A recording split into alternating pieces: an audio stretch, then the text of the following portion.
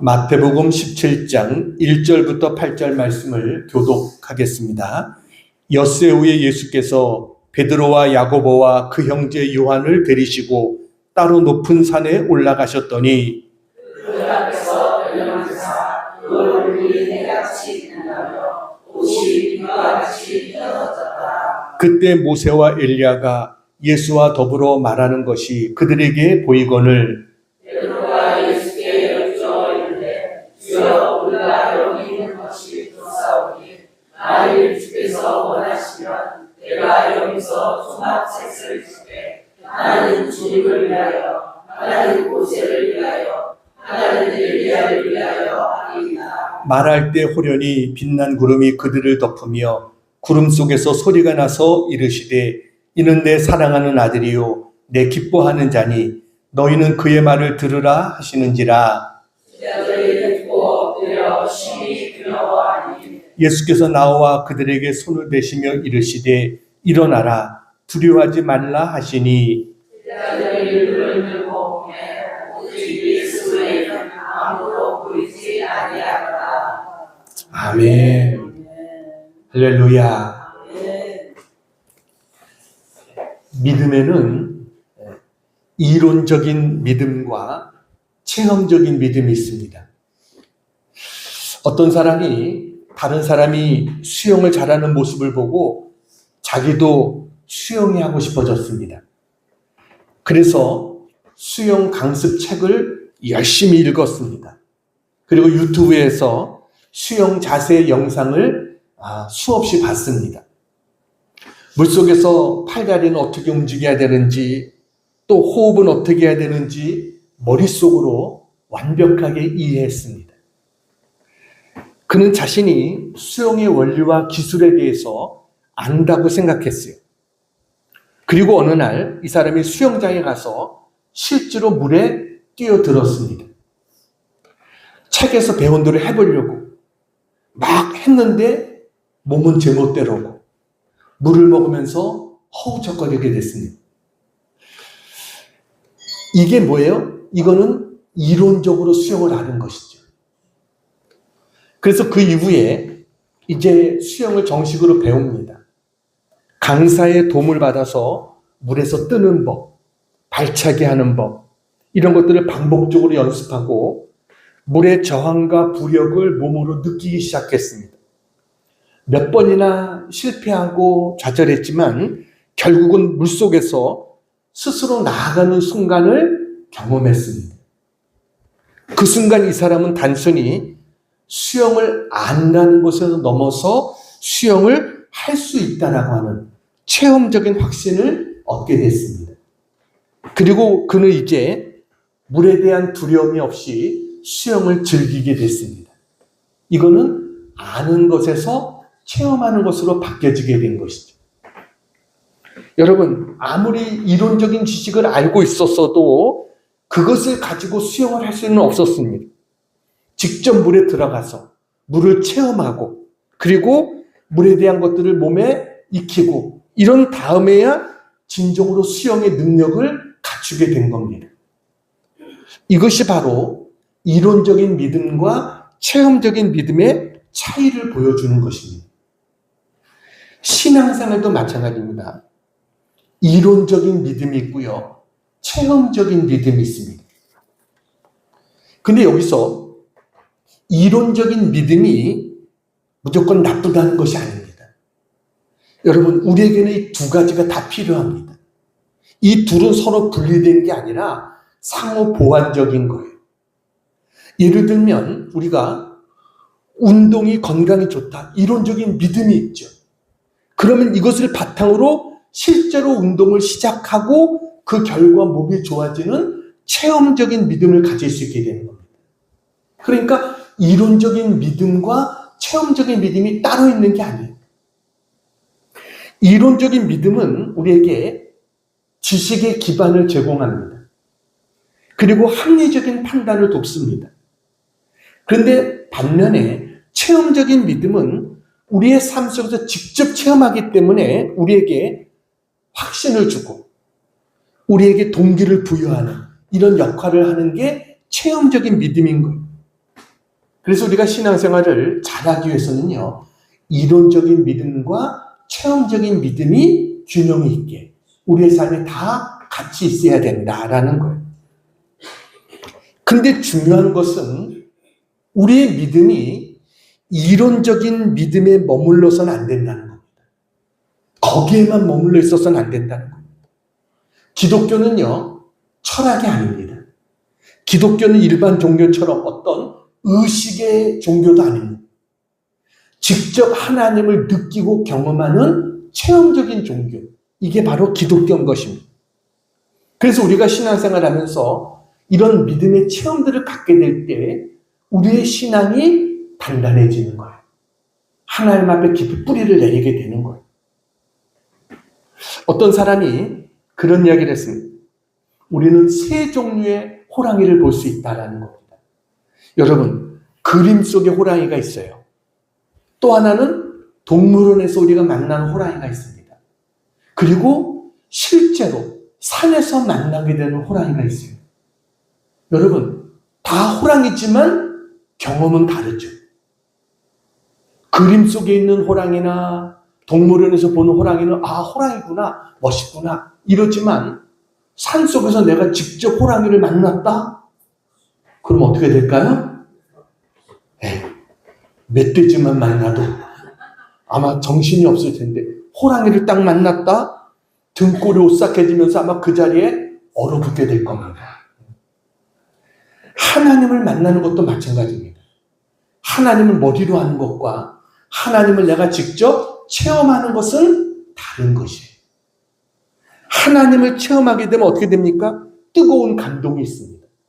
그래서 가슴이 뜨거워지고요. 눈물과 콧물이 다 나고 세상이 달라 보이고 우리 입에서 하나님 사랑합니다. 이 고백이 나오게 되고요. 목이 터져라 찬양이 나오고 그야말로 뭔가 봉사하고 싶어지고 뭔가 사랑하고 싶어지는 그런 마음이 생기는 것. 이게 바로 기독교라는 것입니다.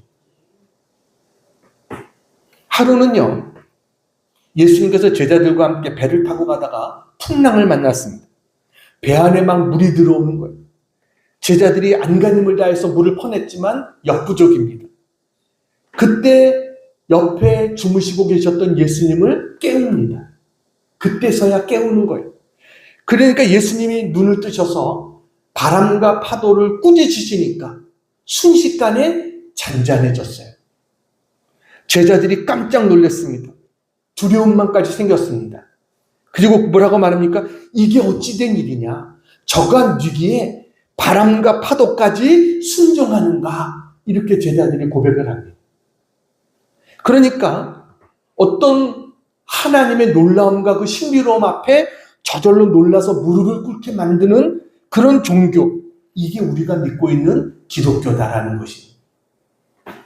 그래서 우리가 하나님의 실존을 체험하는 게 무엇보다 중요합니다. 이 체험이 없으면 우리의 신앙은 언제나 이론적인 신앙에 머물고 마는 거예요. 믿음 생활하면서도 자주 의심하게 되고 또 불안하게 되고 염려하고 낙심하고 교회와 멀어지고 그 이유가 뭐라고 생각하세요? 그 이유는 체험이 없는 신앙생활을 하고 있기 때문에 그런 겁니다. 다른 사람의 체험을 통해서 간증을 통해서 하나님을 아는 것과 내가 직접 체험해서 하나님을 아는 것과는 다른 것입니다. 오늘 본문에 보면 예수님이 베드로와 요한과 야고보를 데리고 높은 산에 올라가서 여기서 예수님의 제자들이 신비한 체험을 하게 됩니다. 이 기록은 오늘 마태복음 17장, 마가복음 9장, 누가복음 9장에 다 기록이 되어 있고 후에 베드로가 베드로후서 1장에도 기록하고 있는 그러한 내용입니다. 여기서 예수님은요, 자신의 변화되어진 모습을 보여주셨어요. 제자들에게. 예수님의 용모가 변화돼서 얼굴이 해와 같이 빛이 났고 옷이 휘어져서 빨래하는 자가 그렇게 희귀할 수 없게 할 정도로 광채가 났습니다.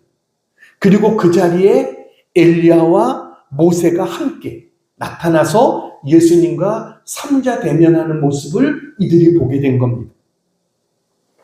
그리고 하늘로부터 하나님의 음성이 들려온 거예요. 5절에 이는 내 사랑하는 아들이요 내 기뻐하는 자니 너희는 그의 말을 들으라. 여러분, 이렇게 직접 자기의 눈으로 보고 자기의 귀로 들은 것, 이게 엄청나게 중요한 것입니다. 내 눈으로 봤다는 거예요. 내 귀로 똑똑히 들었다는 거예요. 이것으로 인해서 이 세 명의 제자의 삶에는 엄청난 변화가 찾아오게 됩니다. 예수님께서 짧은 생애 동안에 중요한 일을 할 때마다 이들은 언제나 예수님과 함께 했습니다. 베드로, 요한, 야고보. 왜요? 이들은 주님을 체험한 경험이 있거든요. 그래서 이들은 언제나 중요한 자리에 함께 참여를 했어요. 이게 그냥 제자와 이 세 명의 제자와 다른 점입니다. 예수님은요, 제자들을 가르치실 때 언제나 설교만 하시지 않았습니다. 기적을 통해서 그들에게 체험적인 신앙을 심어줬어요. 베드로를 처음 부르실 때도 베드로에게 베드로야 깊은 데로 가서 그물을 내려 고기를 잡아라. 베드로가 선생님 제가 밤이 맞도록 수고를 하였을 때 얻은 게 없지만 말씀에 의지해서 그물을 내리겠습니다 하고 던졌더니 고기가 그물에 가득 차서 2배가 잠길 정도로 가득 차는 체험을 하게 되죠. 예수님께서 제자들을 데리고 첫 번째 기적을 행하신 것이 뭡니까? 바로 무리변에서 포도주가 되게 하는 가나의 혼인잔치집에서의 기적이었습니다. 이것을 통해서 제자들이 그를 믿음이라 이런 역사가 일어나게 되는 겁니다.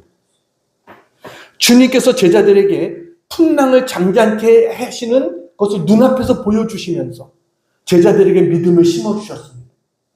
보리떡 5개와 물고기 2마리로 장정만 5,000명이 넘는 사람을 먹이고도 12강줄에게 남는 기적을 통해서 제자들에게 주님께서 어떤 분이신지를 기적적으로 보여주셨어요.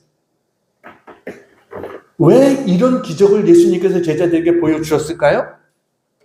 제자들에게 잊을 수 없는 생생한 체험을 심어주고 싶으셨던 거예요. 그래서 나중에 예수님이 안 계실 때 제자들이 이제 복음을 전하다가 붙잡힙니다. 그래가지고 신문을 당하고 할 때 그들이 너희들 예수의 죽음과 부활만을 증거하지 마라. 그러면 너희를 살려주겠다. 이렇게 했을 때 제자들이 뭐라고 말합니까? 사도행전 4장 20절입니다. 같이 한번 읽겠습니다. 시작. 우리는 보고 들은 것을 말하지 아니할 수 없다 하니 뭐라고요? 보고 들은 것, 체험한 것을 말하지 않을 수 없다. 그러니까 이것은 내 목숨과도 바꿀 수 없다는 거예요. 체험이 그만큼 중요하다는 겁니다. 여러분, 그래서 베드로가 순교하기 직전에 마지막에 기록한 베드로 후서, 바로 거기 1장에 베드로는 이때 체험한 이 사건을 거기에 기록을 합니다. 다시 말하면 죽는 순간까지도 이 사건은 잊을 수가 없었다는 거예요. 오늘 우리가 같이 교독한 이때 이 경험을 죽는 그 순간까지도 잊을 수가 없었어요. 여러분, 더 이상 머리로 하는 신앙에 머물지 않기를 바랍니다. 머리로 하는 신앙은 힘이 없습니다. 힘이 없으니까 아무도 변화시키지 못합니다. 나도 변화시키지 못하고요.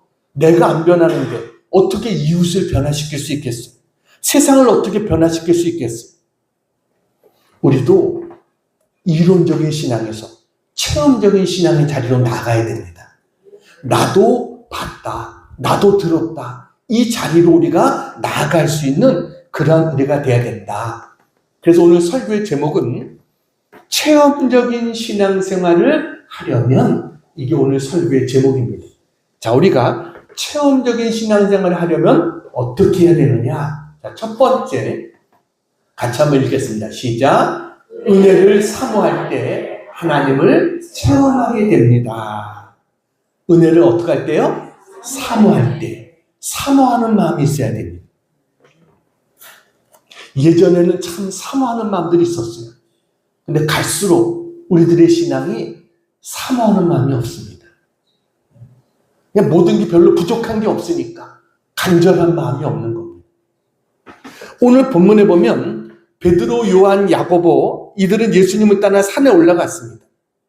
그리고 다른 제자들은 산 아래에 있었어요. 여러분 어떻게 생각하십니까? 왜 예수님께서 특별히 이들만 차별적으로 데리고 올라갔을까? 다른 제자들은 왜 그냥 그 자리에 놔두고 예수님이 이 셋만 데리고 올라갔을까? 이들에게 왜 특혜를 줬을까? 저는요, 이 말씀을 보면서 나름대로 이런 생각이 듭니다. 그게 뭐냐면 이 앞에 보면 예수님께서 전도하시고 여러 가지 많은 일들을 하셨어요. 많이 지치고 피곤한 상태입니다. 그때 제자들에게 야, 너희들 여기 있어. 난 좀 산에 올라가서 기도하고 올게. 이랬을 때 베드로와 요한과 야고보는 뭐예요? 주님, 저희도 함께 가겠습니다. 주님 있는 그 자리에 저희도 따라가겠습니다. 이랬다고 보여집니다.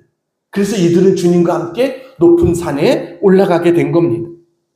이들에게는 다른 제자들보다 더 사모하는 마음이 있었던 거예요. 하나님의 은혜는요, 우리에게 거저 주어집니다. 그렇지만 여러분, 아무에게나 주어지는 것이 아닙니다. 체험도 마찬가지입니다. 아무나 체험하는 게 아니에요. 사모하는 자가 체험하는 것입니다. 성경은 우리에게 뭐라고 말하냐면 시편 107편 9절입니다. 같이 한번 읽겠습니다. 시작. 그가 사모하는 영혼에게 만족을 주시며 줄인 영혼에게 좋은 것으로 채워주심이로다. 사모하는 영혼에게 뭘 주세요? 만족을 주십니다. 줄인 영혼에게 좋은 것으로 주시는 하나님이십니다. 시편 34편 10절도 한번 읽습니다. 자, 시작. 젊은 사자는 궁핍하여 줄일지라도 여호와를 찾는 자는 모든 좋은 것에 부족함이 없으리로다. 아멘. 하나님이 약속을 믿으시기 바랍니다. 하나님을 찾는 자는 모든 좋은 것에 부족함이 없다. 그래서 다윗은 뭐라고 말합니까? 목마른 사슴이 시냇물을 찾기에 갈급함 같이 내 영혼이 주를 찾기에 갈급하기를 원합니다. 이게 그의 고백이었어요. 그만큼 하나님을 사모한다는 거예요. 여러분, 구약 성경에 엘리사라는 사람 아십니까? 엘리사는 엘리야의 제자입니다. 오늘 예수님과 함께 변화산에서 나타났던 그 엘리야의 제자가 엘리사입니다. 그런데 이 엘리야보다 실제로 엘리사가 더 많은 일을 합니다. 엘리야는 열왕기상 17장에서 열왕기하 2장까지 8장에 걸쳐서 나옵니다. 그런데 반해서 엘리사는 열왕기상 19장에서 열왕기하 13장까지 17장에 걸쳐서 나옵니다. 성경에서 17장 정도에 걸쳐서 나온 사람은 모세와 다윗밖에 없습니다. 그런데 엘리사가 그 정도로 나온 겁니다. 엘리야가 기적을 14번 행했는데 엘리사는 28번 행합니다. 2배를 행합니다. 하나님께서 왜 이렇게 엘리사를 크게 사용하셨는가? 그거는 엘리사의 마음속에 하나님의 은혜를 사모하는 마음이 있었어요. 엘리야가 승천하기 전에 다른 사람들이 엘리야가 승천한다는 사실을 알고 있습니다. 그때 엘리사는 엘리야를 끝까지 따라다닙니다. 끝까지 쫓아가요. 그러다가 나중에 요단강에 이르렀을 때 엘리야가 말합니다. 자, 열왕기하 2장 9절 같이 한번 읽겠습니다. 시작. 건너편 엘리야가 엘리사에게 이르되 나를 내게서 데려감을 당하기 전에 내가 내게 어떻게 할지를 구하라. 네, 거기까지. 엘리야가 엘리사에게 말합니다. 하나님이 나를 데려가시기 전에 너는 내게 필요한 것을 구하라. 그랬더니 엘리사가 이르되 뭐라고 말합니까? 빨간 글씨 시작. 당신의 성령이 하시는 역사가 각절이나 내게 있게 하소서. 여러분, 당신의 성령의 역사보다 내게 갑절이나 있게 되기를 원합니다. 이걸 구했습니다. 여러분, 이런 것도 구할 수 있잖아요. 당신이 가졌던 리더의 자리를 내게 주십시오. 당신이 가졌던 그 영적인 권위를 내게 주십시오. 당신이 가졌던 그 명예를 내게 주십시오. 이럴 수도 있어요. 그런데 엘리사는 그런 거 구하지 않았어요. 당신의 성령이 하시는 역사가 갑절이나 내게 있게 하소서. 이것을 구했습니다. 오직 성령의 능력을 구했습니다. 하나님의 은혜를 구한 거예요. 여러분, 이 열왕기하 2장에 보면 그때 당시에 수많은 신학생들이 있었습니다. 베델에 있는 선지자의 생도들도 나오고, 여리고에 있는 선지자의 생도들도 나오고, 길갈에도 학교가 있었고, 수많은 선지 생도가 있었어요. 그런데 누구도 엘리사처럼 이렇게 하나님의 은혜를 사모한 사람이 없었습니다. 오직 하나님의 은혜를 사모하는 엘리사에게 하나님이 그 은혜를 부어주십니다. 여러분, 우리도 하나님의 은혜를 사모해야 돼요. 사모하는 영혼을 만족해 주시고 그에게 좋은 것을 주시겠다. 하나님의 약속을 믿으시기 바랍니다.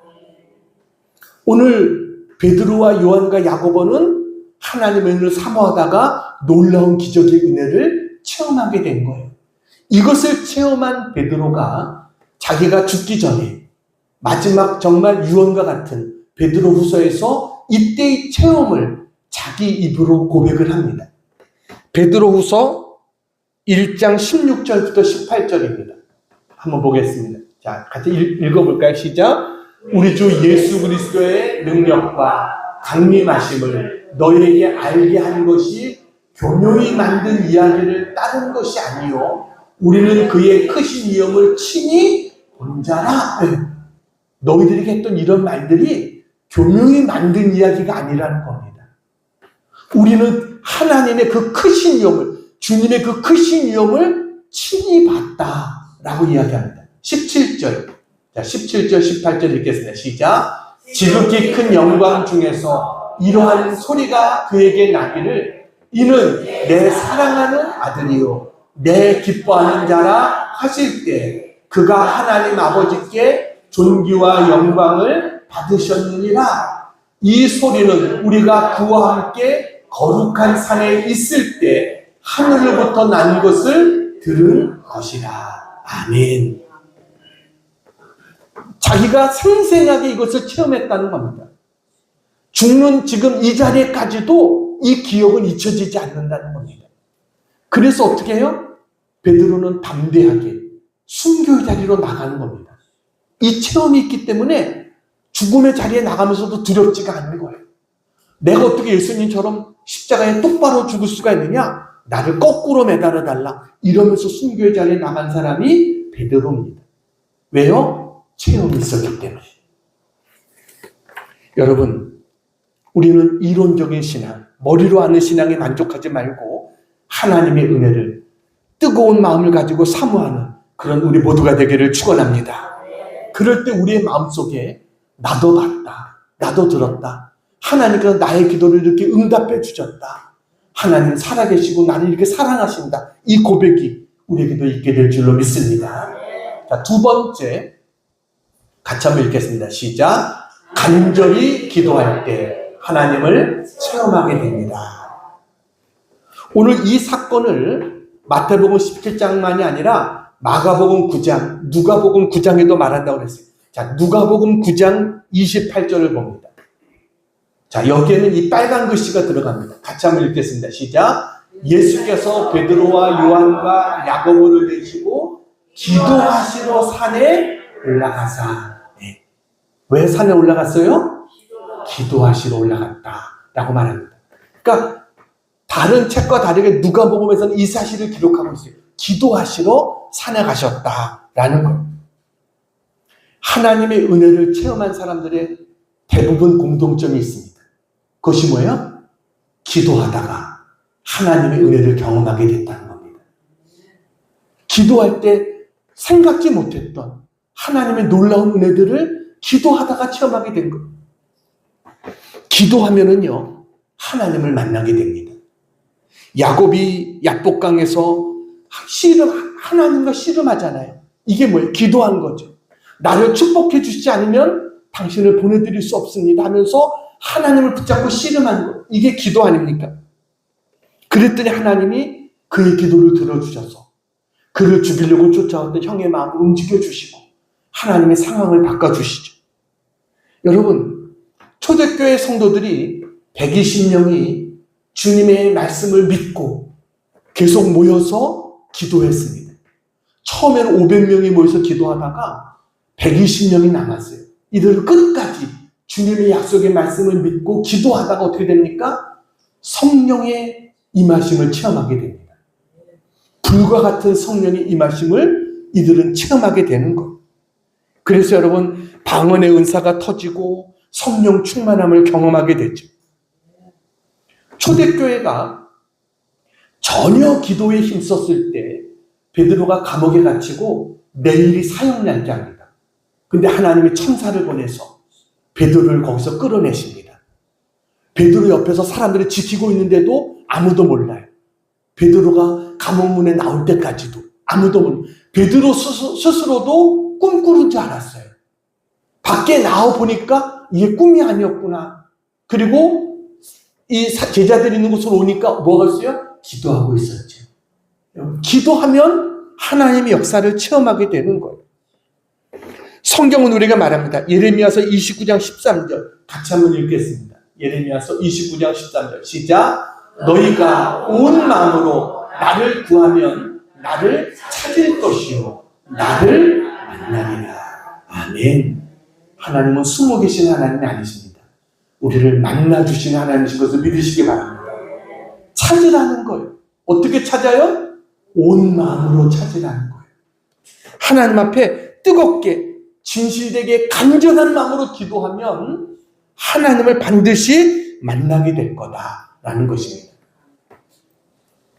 1822년 3월에 뉴욕에서 태어난 파니 크로스비라고 하는 여인이 있습니다. 사진을 보여드릴게요. 저분이 바로 파니 제인 크로스비라고 하는 분입니다. 태어난 지 6주 만에 의사가 눈을 제대로 치료해주지 못해가지고요, 눈을 멀게 됩니다. 시각장애인이 됐어요.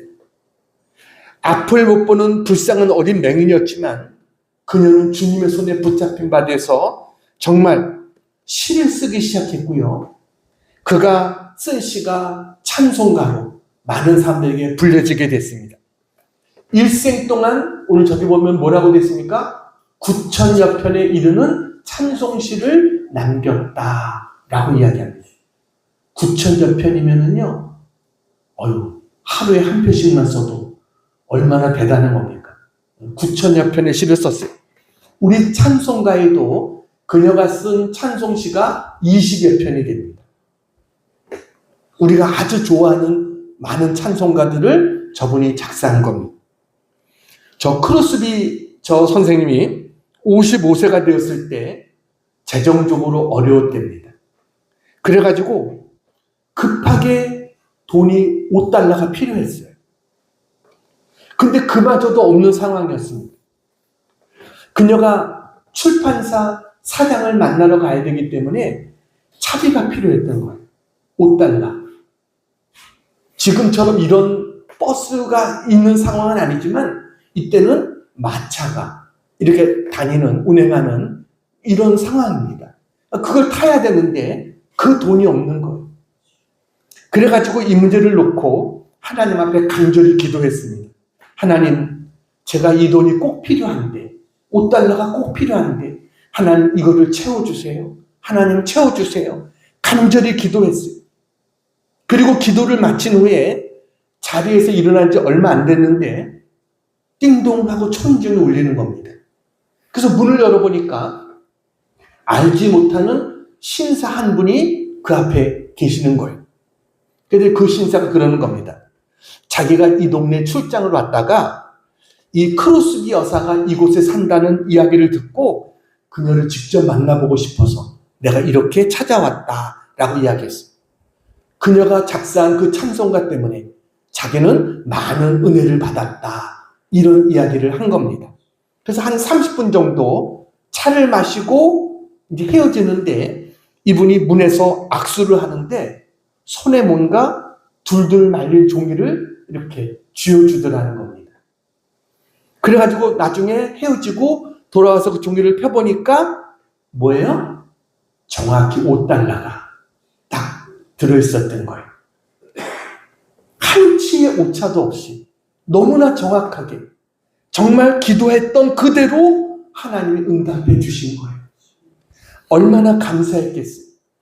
그래가지고 주님의 은혜에 감사해서 그 자리에서 무릎을 꿇고 기도합니다. 그리고 나서는 하나님의 그 신실하심과 하나님의 선하심에 대해서 감사한 마음으로 펜을 들고 시를 쓰기 시작했어요. 그 시가 찬송이 되었습니다. 그게 바로 찬송가 384장 나의 갈 길 다가루입니다. 여러분, 나의 갈 길 다가루 너무 잘하는 우리가 찬송 아니에요? 나의 갈 길 다가도록 예수 인도하시니 내 주 안에 있는 긍휼 어찌 의심하리요. 믿음으로 사는 자는 하늘 위로 받겠네. 무슨 일을 만나든지 만사 형통하리라. 무슨 일을 만나든지 만사 형통하리라. 2절과 3절도 너무 은혜로운 그러한 찬송가. 그래서 그 찬송가가 나오게 된 겁니다. 여러분, 하나님 앞에 맡기고 사시기를 축원합니다. 기도하면 하나님 응답해 주십니다. 기도하면 하나님을 체험하게 됩니다. 자, 세 번째, 네, 같이 읽겠습니다. 시작. 말씀에 순종할 때 하나님을 체험하게 됩니다. 말씀에 순종할 때 하나님을 체험하게 됩니다. 여러분, 성경을 보면 기적의 역사는 순종할 때 일어납니다. 근데 그냥 순종이 아니라 하나님 말씀에 순종할 때 기적의 역사는 일어나는 거예요. 밤새도록 고기 한 마리 잡지 못했던 베드로에게 예수님이 베드로야 깊은 데로 가서 그물을 내려 고기를 잡으라. 베드로가 말합니다. 선생님, 제가 밤이 맞도록 수고를 했을 때 얻은 것이 없습니다. 베드로는 갈릴리 바다의 어부입니다. 여러분, 갈릴리 바다를 누구보다 잘 압니다. 밤새도록 그물질했는데도 안 잡혔어요. 고기는 낮에 안 잡힙니다. 갈릴리 바다에서는 밤에 잡히지. 그런데도 어떻게 해요? 선생님 말씀에 의지해서 제가 그물을 던지겠습니다. 던졌더니 어땠어요? 2배를 가득 채우는 기적 역사를 체험하게 됩니다. 예수님께서 결혼식한 혼인잔치집에 포도주가 떨어졌을 때 어머니가 와서 부탁하잖아요. 이 집에 포도주가 떨어졌다. 그때 예수님이 여자여 그것이 나와 무슨 상관이 있습니까? 내 때가 아직 이르지 않았습니다. 그런데 예수님의 어머니가 하인들에게 예수님이 뭐라고 시키든지 그대로 하라.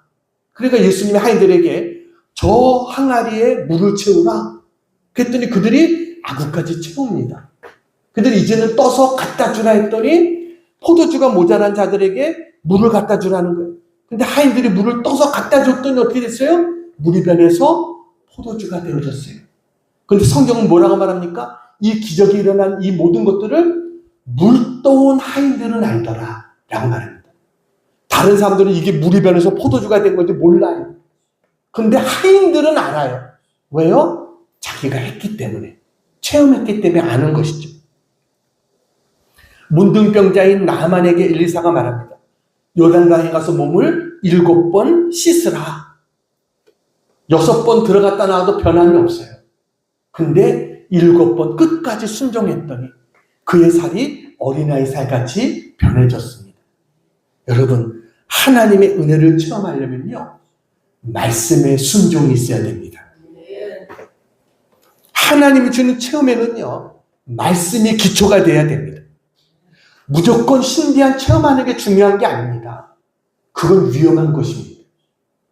그 말씀에 기초가 있어야, 말씀이 뒷받침되어져야 그 체험이 의미가 있는 것이지, 그냥 어떤 신비한 체험을 했다? 이건 중요한 게 아닙니다. 이건 위험한 것입니다. 말씀과 어긋난 체험은 잘못된 것입니다.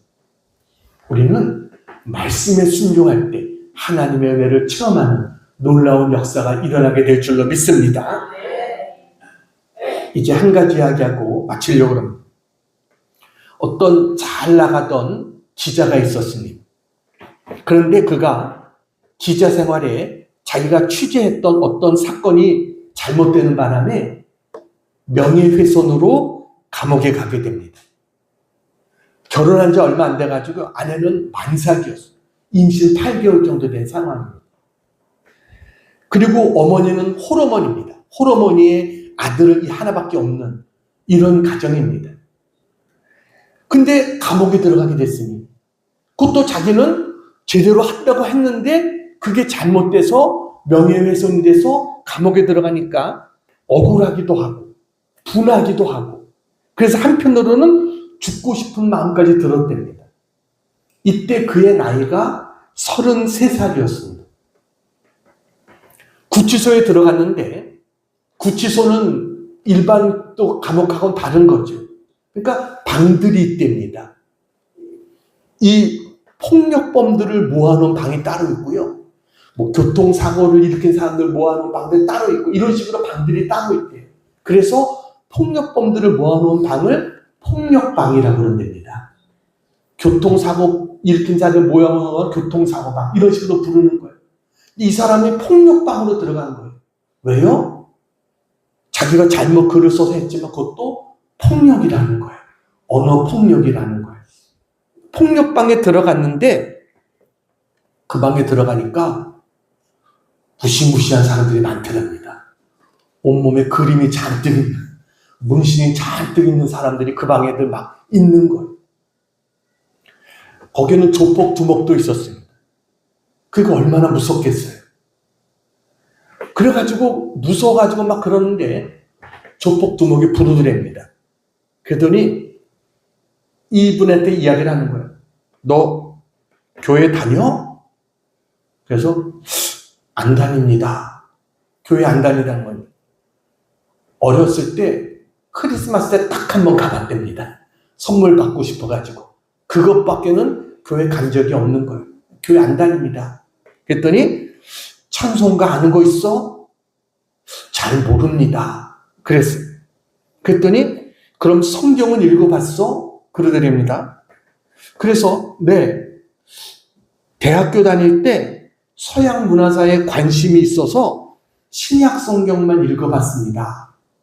그랬더니 그래? 그럼 됐어. 그러더니 네가 우리 중에서 대학교 나와서 가방끈도 제일 길고 성경도 읽어봤으니까 오늘부터 예배 인도하고 설교해 라고 이야기하더랍니다. 황당한 말이잖아요. 근데 거절할 수가 있어요? 무서워서 거절할 수도 없죠. 그래가지고 무슨 일을 당할지 몰라서 주일마다 설교를 하게 됐답니다. 그러니까 설교를 해야 되니까 어쩔 수 없이 성경도 읽어보는 거예요. 그래가지고 설교를 하는데 이상한 일이 일어난 겁니다. 잘 알지도 못하는 성경을 가지고 이분이 설교를 하고 예배를 인도하는데 그야말로 온몸에 문신을 하고 위협적인 분위기를 풍기던 그 두목이 뜨거운 눈물을 흘리더라는 겁니다. 이분의 설교를 듣고요. 눈물을 막 흘리는 거.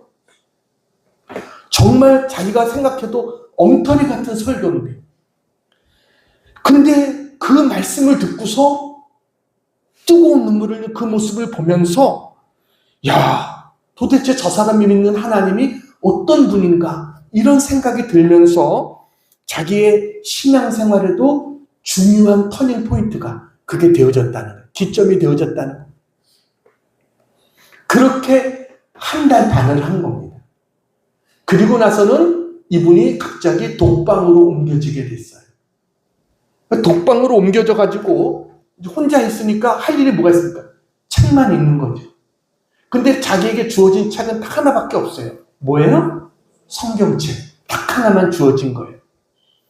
연말 연시가 됐는데 연말 연시가 되면 면회가 안 된답니다. 한 며칠 면회가 안 되는 거예요.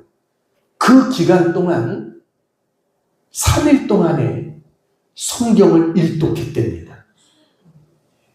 3일 동안에 성경 한 번 전체를 다 읽은 겁니다. 읽다가 보니까 성경에 환난 중에 즐거워하라. 그 말씀을 보면서 마음에 큰 혼란이 일어났다는 거예요. 어떻게 환난 중에 즐거워할 수 있을까? 이런 생각이 막 든 거예요. 그러다가 이 사람이 그래도 자기가 성경을 읽으면서 하나님을 내가 믿어봐야 되겠다. 이런 마음의 결심을 가지고 성경을 보게 되니까 이제 자기가 말씀이 깨달아지게 되고 하나님을 의지하게 되는 마음이 자기의 마음속에 생기게 되더라는 겁니다. 그러자 정말 하나님께서 기다렸다는 듯이 그가 이 구치소에서 나오게 하신 겁니다. 6개월 만에 구치소에서 나오게 된 겁니다. 근데 나오기 전에 하나님께서 그에게 음성으로 주신 것이 있어요. 귀로 생생하게 들린 것은 아니지만 그의 마음속에 들리는 음성으로 하나님이 주신 음성이 있었는데 그게 뭐냐면 내가 원하는 것은 내 입으로 나를 시인하는 그것이었다. 이 하나님의 음성을 듣게 됩니다.